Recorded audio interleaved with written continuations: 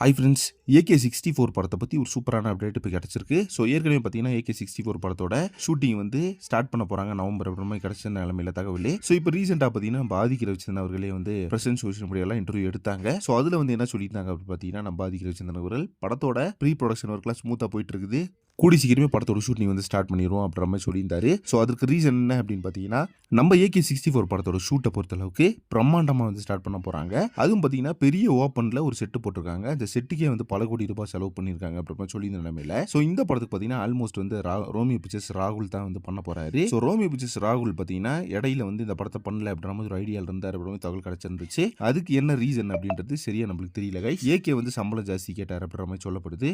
But ஏகேக்கு பார்த்தீங்கன்னா மிகப்பெரிய அளவில் இந்த படத்தில் ஒரு சம்பளம் வாங்க போறாரு அப்படின்றது நம்ம எல்லாத்துக்குமே தெரிஞ்ச ஒரு விஷயம் தான் கைஸ். ஸோ தென் வந்து இந்த படத்துக்கான அந்த ப்ரீ ப்ரொடக்ஷன் ஒர்க்லாம் இப்போ போயிட்டு இருக்கு அப்படின்னு நினைக்கும் போது கண்டிப்பாக பார்த்தீங்கன்னா ஒரு ப்ரொடக்ஷன் ஹவுஸ் வந்து கன்ஃபார்ம் ஆயிருப்பாங்க. அதனால தான் பார்த்தீங்கன்னா இந்த படத்துக்கான ப்ரீ ப்ரொடக்ஷன் ஒர்க்லாம் போயிட்டு இருக்கு அப்படின்னு சொல்லணும்.